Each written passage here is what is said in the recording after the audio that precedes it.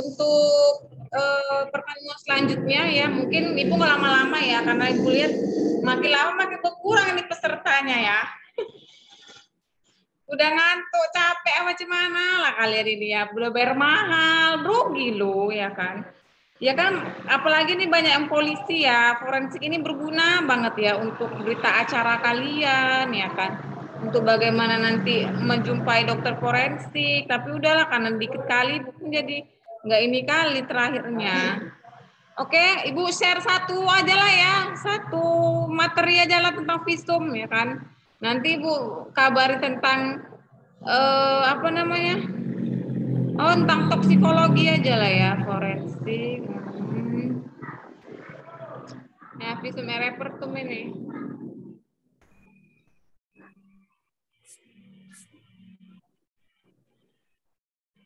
Oke, ya, jadi tentang visum repertum ya.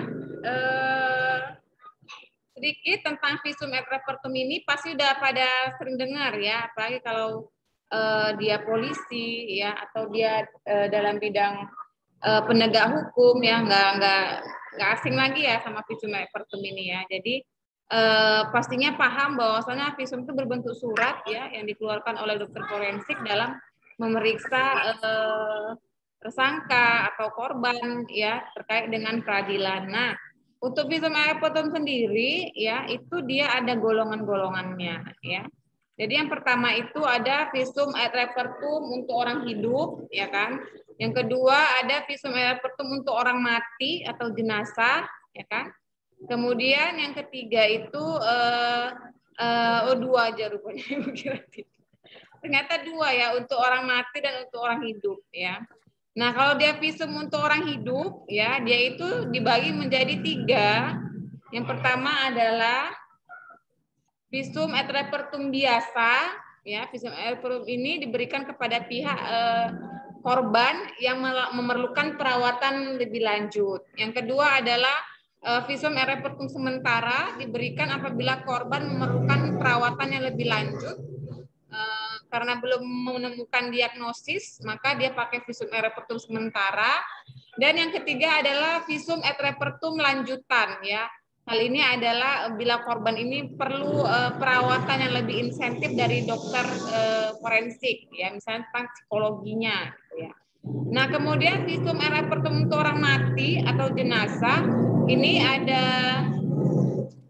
dia visum et repertum yang dia ini dibuat untuk korban yang mati, maka penyidik mengajukan permintaan tertulis kepada pihak kedokteran forensik untuk dilakukan bedah mayat atau autopsi ya. Jadi untuk yang dia dilakukan autopsi ya. Kemudian ada visum repertum untuk TKP ya. Visum ini dibuat setelah dokter selesai melaksanakan pemeriksaan di TKP. Ada visum penggalian jenazah ya. Visum ini dibuat setelah dokter selesai melaksanakan penggalian jenazah. Kemudian ada visum et repertum psikiatri ya. Visum yang diberikan kepada terdakwa pada saat pemeriksaan di sidang pengadilan menunjukkan gejala-gejala sakit jiwa. Kemudian ada visum et repertum barang bukti ya. Ini contohnya misalnya darah, kemudian bercak mani, kemudian peluru, pisau, pokoknya hal-hal yang berkaitan dengan TKP ya, tapi dia terkait dengan benda seperti itu. Nah, kemudian ada bentuk-bentuk dari visum repertum itu sendiri. Kalau kita lihat formatnya ya, itu boleh kalian lihat lah ya, karena banyak sekali nih bagian kesimpulan, bagian penutup ya kan. Kemudian dia di atasnya itu ada judulnya pro justisia yang artinya bahwa itu untuk kepentingan peradilan. Jadi seperti bukti surat, selembar surat ya. Tapi mungkin ada lampiran-lampiran terkait dengan analisanya gitu ya. Jadi nanti boleh dilihat sendiri, bisa dilihat di internet atau lihat di arsip ya kalau bagian polisi-polisi ya. Nah, kemudian peranan visum ini dalam proses penanganan delik pidana ya. Dia sebagai alat bukti yang sah ya, seperti katakan tadi pada pasal 184 ya kan. Kemudian dia juga menjadi bukti penahanan untuk tersangka karena dia menjadi salah satu alat bukti ya. Kan minimal 2 alat bukti. Nah, 1 ini boleh visum ya. Kemudian juga sebagai bahan pertimbangan hakim, ya kan? Pertimbangan hakim dalam memutus sebentar ya. Dalam memutus perkara ya sebagai pertimbangan hakim ya. Nah, kemudian itu pasal-pasalnya tadi yang Ibu katakan ya, pasal ketentuan Kitab Undang-Undang Hukum Acara Pidana kita ada pasal 7, 120, 133, 184 ya. 179, 187 juga ada. Ya, pokoknya kalian bukalah Kitab Undang-Undang Hukum Acara Pidana, pasti ada itu tentang proses penyidikan secara medis atau secara forensik dan kewenangan daripada penyidik ya. Oke, mungkin itu aja ya dari Ibu ya. Ada yang ingin ditanyakan mungkin Ibu buka sesi tanya jawab.